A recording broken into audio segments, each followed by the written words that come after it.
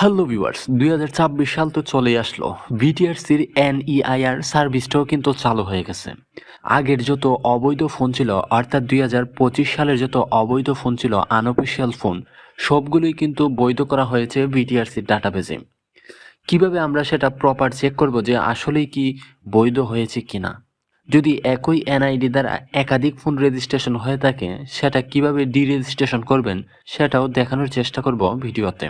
চলুন শুরু করা যাক।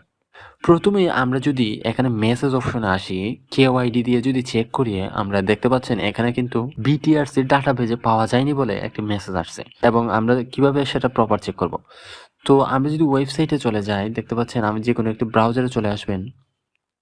চলে আসার পর এখানে গুগলের সার্চ অপশনে লিখবেন এখানে NEIR.BTRC.gov.vd।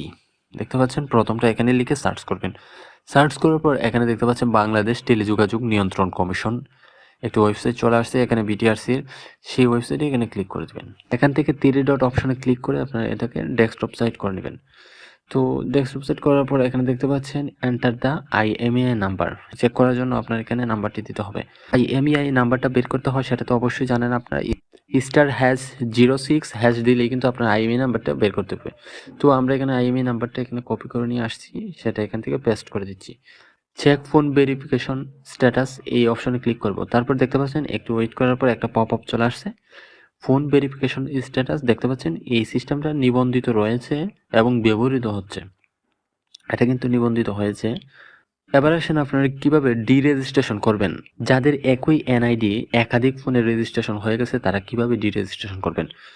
এর জন্য কিন্তু আপনাদেরকে বিটিআরসির সেই এনইআইআর সিস্টেমের ওয়েবসাইটে চলে আসতে হবে। তারপর এখানে দেখতে পাচ্ছেন রেজিস্ট্রেশন অপশন, এই রেজিস্ট্রেশন অপশনে ক্লিক করবেন। ক্লিক করার পর এখান থেকে আপনাকে একটা রেজিস্টার করতে হবে। এখানে আপনার সবকিছুই কিন্তু আপনার এনআইডি দ্বারা কমপ্লিট করে নেবেন। আমি কমপ্লিট করে দেখাচ্ছি।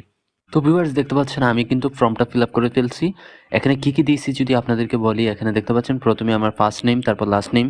অবশ্যই কিন্তু এনআইডি অনুযায়ী কিন্তু আমি তথ্যগুলো দিয়েছি এবং একটা ইউজার নেম দিয়েছি।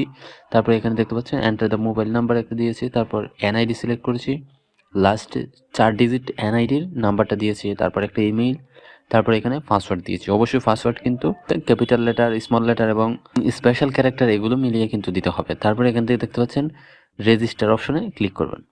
তো ভিউয়ার্স অনেকক্ষণ চেষ্টা করেও কিন্তু রেজিস্ট্রেশন করতে পারিনি, কারণ এটা হয়তো নতুন লঞ্চ করার কারণে ভালোভাবে ওয়েবসাইটটা অপটিমাইজ হয় নাই বা বিভিন্ন আদার প্রবলেম থাকতে পারে, এই কারণে কিন্তু রেজিস্ট্রেশন হচ্ছে না।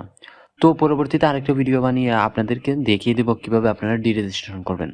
আমাদের ভিডিওটি ভালো লাগলে অবশ্যই আমাদের চ্যানেলটি সাবস্ক্রাইব করবেন এবং আমাদের সাথেই থাকবেন। অসংখ্য ধন্যবাদ।